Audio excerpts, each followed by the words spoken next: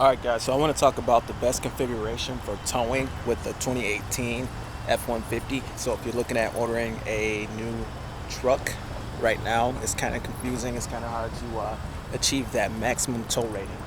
So right here I got a 2018 3.5 liter EcoBoost crew cab with a 6.5 foot bed. And basically what that does is giving it that 6.5 foot bed gives it a longer wheelbase, and that increases the tow rating for the vehicle.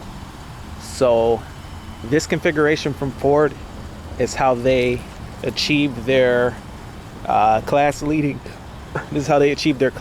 tow rating with a gross combined vehicle weight rating of 18,400 pounds. So that basically means that the truck and the trailer together can weigh a total of 18,400 pounds. One thing I did notice is that inside of the manual it says something called the heavy crew cab frame F150s. I did a video on that before. Basically, from my understanding so far, that's a different frame from what you get with the rest of the F150s. I went and measured the frame rails and they are 9 inches tall. So I'll slide under here real quick and give you guys a quick look. Just for reference, look how tall the frame rails are compared to my hand. So definitely taller frame rails. I compared it to my F250 and the frame rails are bigger on the 150 than they are on the 250. I got an older 250 with open sea frame rails. It's a 2015, so it is a little different, but definitely a huge frame underneath this truck is definitely different. But one thing that's kind of tough about having that high of a tow rating, basically 18,400 pounds of combined weight, but that leaves 13,000 pounds left over that you can add for the trailer. One thing that is tough about that is in order to be really safe with it, you need to have at least a 10% tongue weight. And in order to have a 10% tongue weight, you basically need to put 1,300 pounds on the truck. Now, the way it works is the hitch is not rated for 13,000 pounds. Most hitches aren't, even if you got a 250, they're not rated for that much. This hitch is maximum 500 pounds without a weight distributing hitch. And if you were talking 250, my F250 is only an extra 100 pounds more without a weight distributing hitch. So it's not too crazy to have that 500 pound limit. So the limit is, without a weight distributing hitch, is 500 pounds and 5,000 pounds of a trailer. Go over that, they want you to have a weight distributing hitch. So basically the issue is anytime you have your tongue weight, you basically have to consider that part of your payload. And 500 pounds is fine because this truck has a available payload of 1,600 pounds. But if you were going to tow 13,000 pounds, then you need 1,300 pounds of the payload, and that would be kind of tough. You'd really be kind of pushing it because it only leave you with like 300 pounds less left for you to get inside the truck or whatever cargo you have in the truck. It really doesn't come into play too much because you're going to distribute most of that weight anyway with the weight distributing hitch back over to the trailer and back over to the axles of the truck. So basically the weight distributing hitch will come in and level everything out anyway and take a lot of weight supposedly off of the truck. So I guess that's how they justified it. But one thing is if you're going to do any fifth wheel towing or anything like that, it makes it really tough or really hard to do that because I don't know of any weight distributing systems that work with the fifth wheel or gooseneck. And if you were to do that with this, then you'd have to deal with that 1,300 pounds of payload available in the bed, and then you would probably run out of payload real fast. So that's definitely one of the challenges, and why I want to talk about what the best towing configuration is.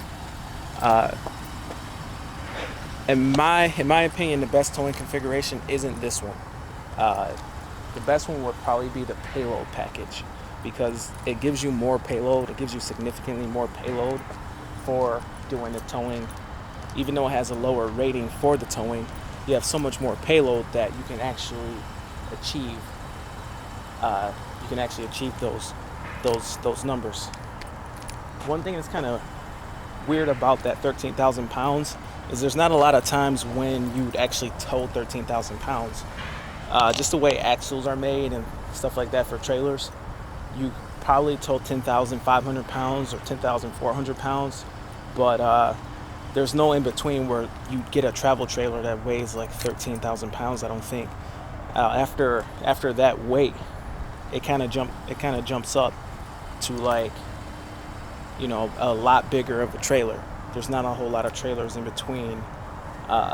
There's not a whole lot of trailers in between the 10.5 or you know, like going like 17,000 pounds. There's not, you know, I don't know of a whole lot of 12,000 pound trailers, but I guess you could technically do it if you got a trailer that was maybe like a utility trailer or something that was like rated way above that 13,000 pound rating, and then you only loaded it up to 13,000 pounds. But I don't know how that all works out with going over the capacity of the truck but not actually going over the limit of the truck.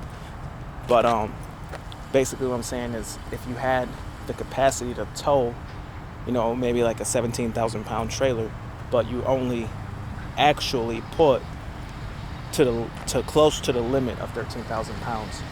That's why I kind of think that the payload package is the best package. So over here inside of the truck, I got my computer. We out in the middle of nowhere, but I got internet in the truck, and I got the Ford website pulled up here. Let's see. And I'm looking at some payload packages now.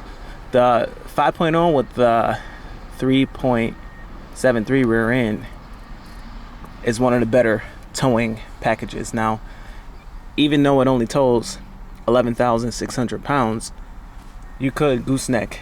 You know, you could get a gooseneck trailer and tow that amount of weight.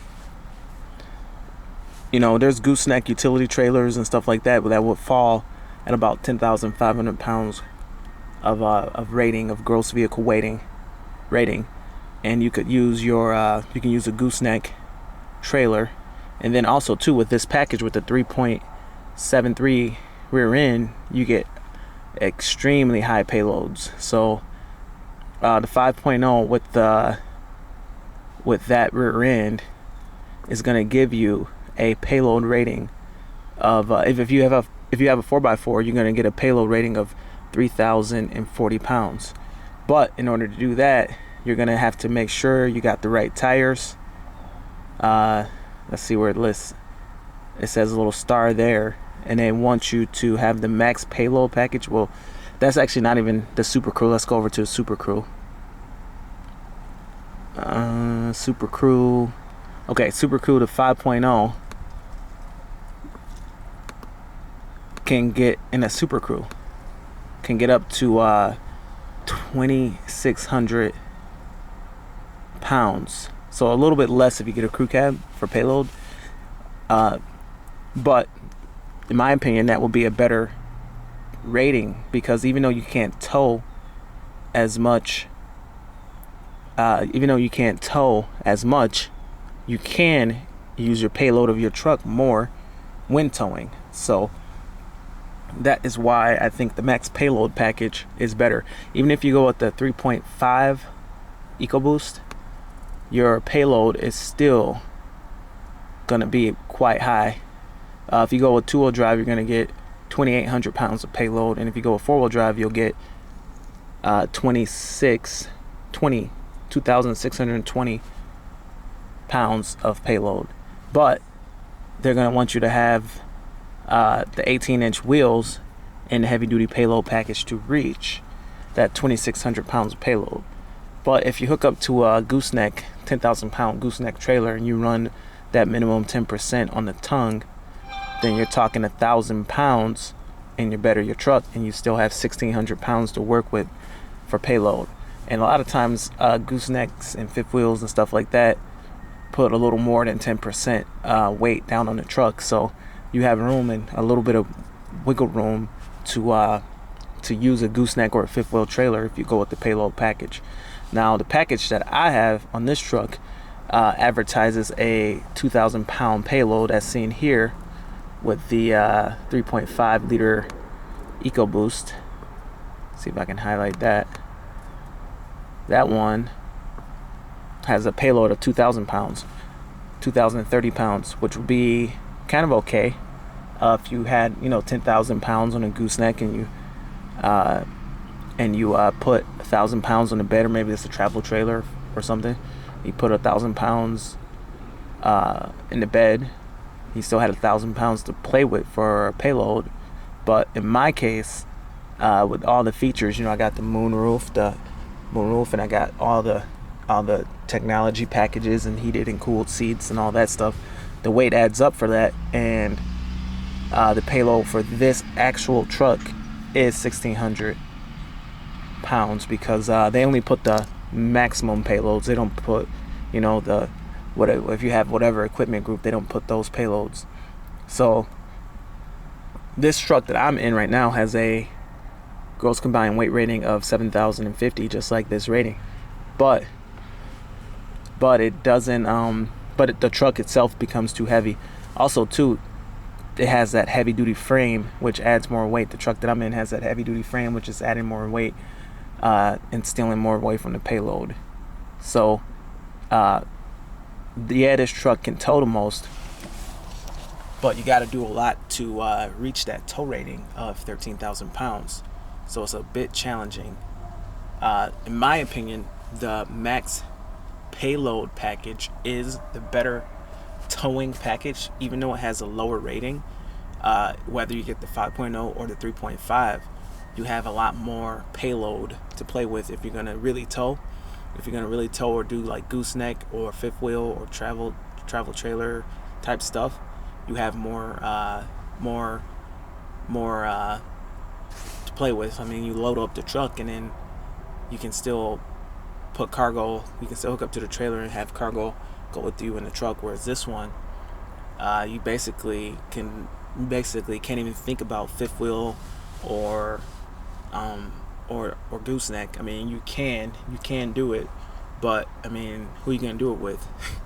You're gonna go out alone with your fifth wheel, because if you can't, you can only have, even if you set everything up perfect and you got your fifth wheel or gooseneck hooked up, you can do it, but you can't do that maximum. You can't come nowhere near that maximum. Really, if you did 10,000 pounds, you wouldn't have enough payload left over to have a whole family with you. You could probably do like maybe 7,000 or 8,000 pounds, and you still be pushing it on payload if you got people in the vehicle with you. So that's why if you're really gonna do that kind of stuff, and you're really gonna do it with the F150, you really want to try and get the maximum payload or go grab a 250. Only downside to the 250s are the gas engines are just gas hogs. The 3.5 EcoBoost or the 2.7, even probably the 5.0, I'm not sure about that one. They're going to do a lot better as far as MPG goes with towing, but the 3.5 is going to have good pulling power, good MPG, everything like that.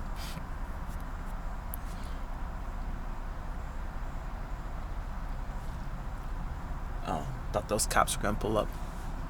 No, the 3.5 is going to have good MPG. The 2.7 is probably going to have the best towing MPG. I've done some towing tests with the 2.7, and the MPGs are really good while towing. So that's something to think about. Yeah, the 250 is the best way to go as far as having that payload available, but it's just not practical for everybody to have that 250. You know how that is. But that's definitely how it goes. Let me know what you guys think. Have you guys heard about this heavy frame crew cab F150? This special thing that Ford pulled. I don't understand why they put such a heavy frame under the truck. I mean, without putting the axles behind it to give it a lot of payload. Why do you need such a heavy frame if you don't have a lot of payload available? You know, you only got 1,600 pounds now of payload, but this heavy frame basically just carrying itself. So anyway, leave a comment below. Let me know what you think, and hope to hear from you soon. Bye.